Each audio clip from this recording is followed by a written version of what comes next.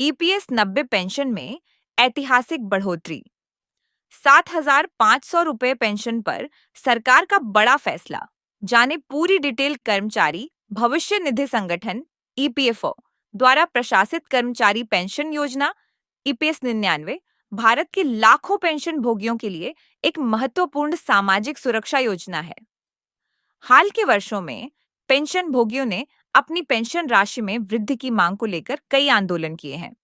इन आंदोलनों के परिणाम स्वरूप ईपीएफओ और सरकार ने पेंशन भोगियों के लाभ के लिए कुछ महत्वपूर्ण निर्णय लिए हैं।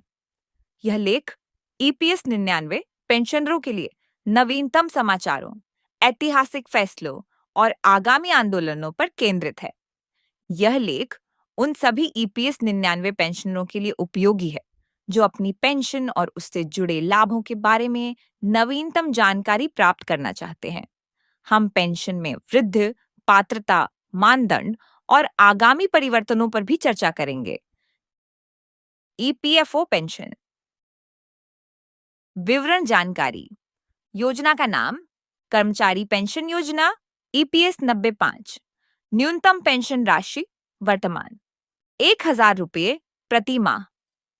प्रस्तावित न्यूनतम पेंशन राशि 2025 7,500 रुपये प्रति माह प्लस महंगाई भत्ता।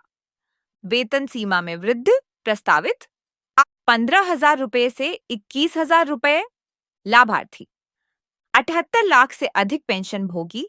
संबंधित संगठन ईपीएफओ कर्मचारी भविष्य निधि संगठन ईपीएस 99 क्या है? कर्मचारी पेंशन योजना ईपीएस 95 सिस्टावश 16 नवंबर 1995 को शुरू की गई थी। यह योजना संगठित क्षेत्र के कर्मचारियों को उनकी सेवानिवृत्ति के बाद नियमित आय प्रदान करने के लिए बनाई गई है। ईपीएस कर्मचारी भविष्य निधि संगठन ईपीएफओ के अधिकार में है। इस योजना के तहत कर्मचारियों को उनकी सेवा अवधि और वेतन के आधार पर मासिक पेंशन मिलती है। ईपीएस 99 की विशेषताएं।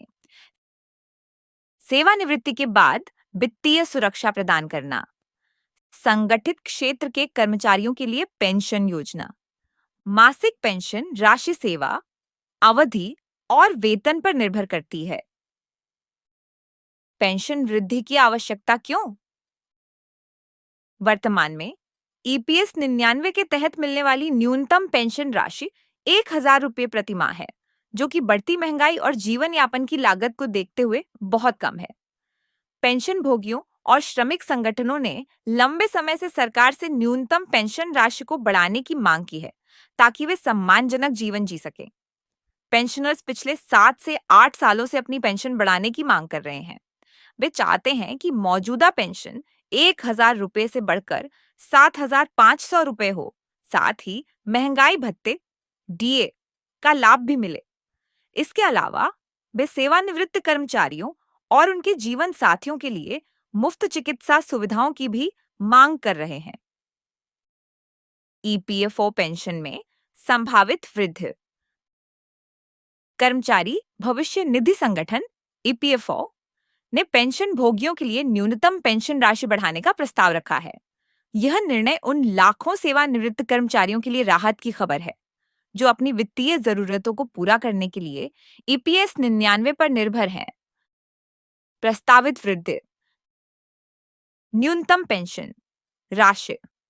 ईपीएफओ ने न्यूनतम पेंशन राशि को 1,000 से बढ़ाकर 3,000 प्रति माह करने का प्रस्ताव रखा है। वेतन सीमा में वृद्धि। केंद्र सरकार ने यूनियन बजट 2025 में ईपीएफ और ईपीएस 99 के तहत वेतन सीमा को 15,000 से बढ़ाकर 21,000 करने का प्रस्ताव किया है। पेंशन वृद्धि के लिए पात्रता मानदंड। ईपीएफओ पेंशन वृद्धि 2025 का लाभ उठाने के लिए कर्मचारियों को कुछ पात्रता मानदंडों को पूरा करना होगा। कर्मचारी ने कम से कम 10 साल तक सेवा की हो। कर्मचारी की आयु 58 वर्ष होनी चाहिए क्योंकि ईपीएस पेंशन इस उम्र से शुरू होती है। कर्मचारी ईपीएफओ का पंजीकृत सदस्य होना चाहिए और उसने अपने कार्यकाल के दौरान ईपीएस प्रणाली में लगातार योगदान दिया हो। पेंशन वृद्धि से लाभ। ईपीएफओ पेंशन में वृद्धि से लाखों पेंशन भोगियों को लाभ होगा। इससे उन्हें अपनी दैनिक वित्तीय जरूरतों को बेहतर ढंग से पूरा करने और सम्मानजनक जीवन जीने में मदद मिलेगी। लाभ। मासिक पेंशन राशि में वृद्धि से वित्तीय सुरक्षा में सुधार, बढ़ती महंगाई और जीवन यापन की लागत से निपटने में मदद, बेहतर स्वास्थ्य सेवाएं और अन्य सुविधाएं प्राप्त करने में आसानी।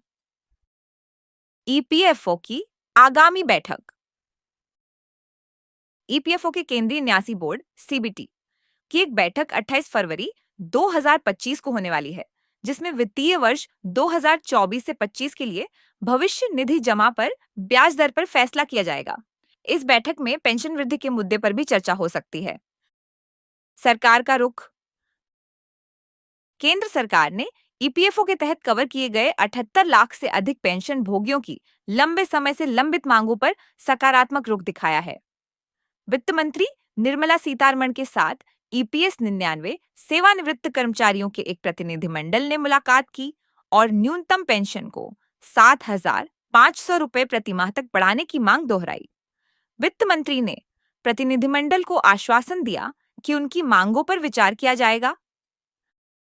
EPS 95 national agitation committee NAC. EPS 95 national agitation committee NAC कई वर्षों से पेंशन भोगियों के अधिकारों के लिए लड़ रही है। एनएसी ने कहा है कि केंद्र के साथ हाल की चर्चाओं से उम्मीद जगी है कि ईपीएस 95 के तहत न्यूनतम पेंशन में 10 वर्षों के बाद संशोधन किया जाएगा। ईपीएफओ द्वारा उठाए गए अन्य कदम। ईपीएफओ ने पेंशन भोगियों के लिए कई अन्य कदम भी उठाए हैं।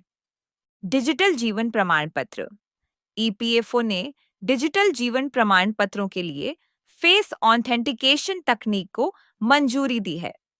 केंद्रीय भुगतान प्रणाली। पेंशन भोगियों के लिए एक नई केंद्रीय भुगतान प्रणाली शुरू की गई है। बैंक से पेंशन।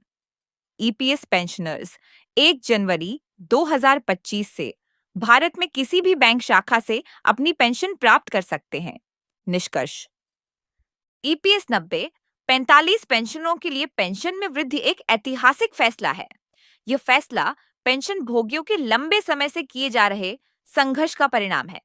सरकार और ईपीएफओ को यह सुनिश्चित करना चाहिए कि पेंशन भोगियों को उनकी उचित पेंशन मिले ताकि वे सम्मानजनक जीवन जी सके।